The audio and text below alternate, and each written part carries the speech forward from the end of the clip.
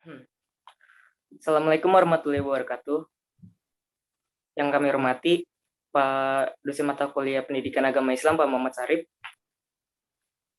Di sini kami akan membawakan materi isu-isu kontemporer agama Islam dengan topik Islam dan terorisme. Perkenalkan, nama saya Ilham Dwi Pamungkas dengan NIM 17106210092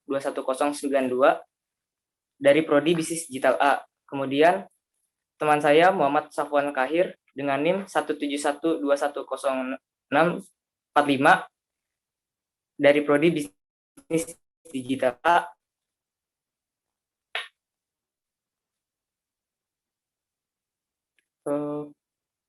Oke, perkenalkan saya Fajar Zukiani Firdausa dengan yang 1710621024 dari Prodi Bisnis Digital C. Perkenalkan, nama saya Jihan Salsabila Hirunisa dengan NIM 1710621041 dari kelas Bisnis Digital B. Di sini kita akan langsung menyangkut ke materi Islam dan terorisme.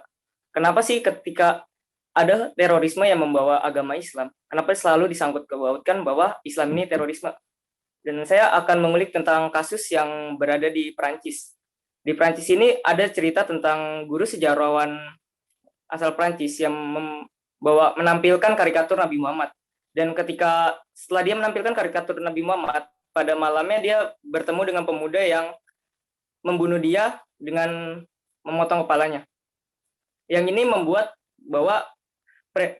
Presiden Prancis mengatakan bahwa sangkut pautnya dengan terorisme. Dari kasus ini saya memiliki pendapat bahwa kenapa sih Islam ini disangkut pautkan dengan terorisme. Saya berpikir bahwa pemuda ini memang menganut agama Islam, tetapi di agama Islam ini dia memang belajar Al-Quran, belajar hadis, belajar ilmunya, tapi memasuki unsur-unsur terorisme yang berdalih jihad. Itu sih. Mungkinan ada pendapat lain dari kalian. Oke, baik. Terima kasih pendapatnya Ilham. Kalau menurut pendapat saya, mengapa Islam itu seringkali diidentikan dengan terorisme, seringkali diidentikan dengan aksi-aksi pengeboman dan aksi-aksi penembakan yang tidak bertanggung jawab gitu. Sebetulnya kalau dalam Islam sendiri kan adalah agama yang mengajarkan kedamaian, kasih sayang, agar sesama manusia itu bisa memanusiakan manusia gitu.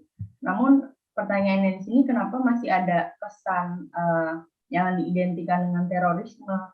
Boleh jadi memang karena sebagian pelaku-pelaku itu memang beragama Islam atau mengatasnamakan Islam, karena ada juga pelaku-pelaku yang sebetulnya tidak diketahui agamanya, cuman dalam aksinya itu mengatasnamakan Islam.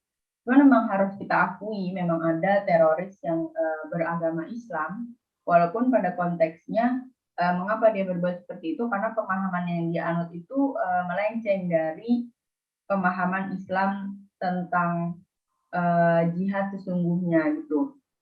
Mungkin bisa dari cara pandang mereka yang terlalu melampaui batas, jadinya membuat tindakan-tindakan yang mereka klaim itu adalah bentuk jihad, padahal sebetulnya itu bentuk konfrontasi aja gitu. Karena kalau kita lihat jihad dari pandangan luas itu kan nggak melulu soal perang, ada membela dengan harta juga, bersedekah, ada menuntut ilmu, terus juga ada melawan hawa nafsu, itu juga termasuk bentuk jihad gitu.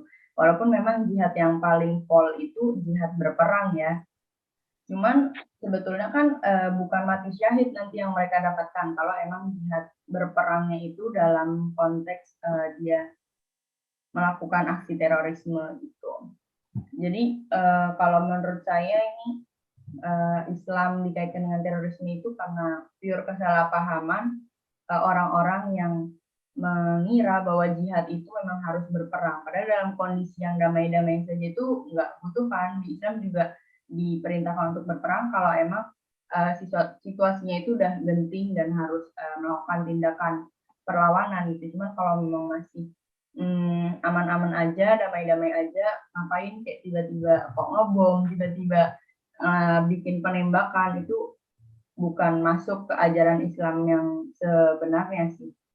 Kalau menurut pendapat saya seperti itu. Nah, saya setuju banget sih sama apa yang disampaikan oleh Faza. Jadi sebenarnya banyak orang yang mengatasnamakan aksi tersebut atas nama jihad, padahal sebenarnya bukan. Karena kan sebenarnya Islam itu tidak mentoleransi tindakan-tindakan brutal yang mengancam eksistensi kemanusiaan atau alam semesta itu sendiri dengan dalih apapun, karena perilaku semacam itu sebenarnya dianggap sebagai bentuk penentangan dan perlawanan terhadap Allah dan Rasul-Nya. Apalagi fitrah manusia sendiri kan sebagai khalifah di muka bumi ini.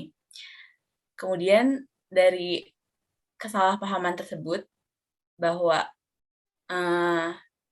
aksi-aksi tersebut dianggap sebagai jihad, banyak juga orang yang tidak bertanggung jawab dan hanya ingin memanfaatkan situasi tersebut, memanfaatkannya. Jadi ada orang yang mau belajar Islam, ketemu oleh orang-orang seperti itu, bukannya lebih paham, malah tambah buram, tambah sesat. Jadinya banyak orang yang melakukan aksi terorisme dengan atas nama jihad, padahal mereka hanya terdoktrin oleh pemahaman-pemahaman yang sesat seperti itu. Oke, baik. Selanjutnya akan ada kesimpulan dari diskusi kali ini. Jadi dari pembahasan kita kali ini, maka saya dapat menarik kesimpulan sebagai berikut, yakni yang pertama, jihad dalam agama Islam adalah suatu upaya yang bersungguh-sungguh untuk melaksanakan perintah Allah yang bertujuan untuk kemaslahatan umat Islam dengan cara-cara yang tidak bertentangan dengan kemanusiaan. Yang perlu digarisbawahi di sini adalah cara-caranya tidak bertentangan dengan kemanusiaan, yakni bukan dengan cara yang ekstrim ataupun dengan cara yang tidak benar gitu.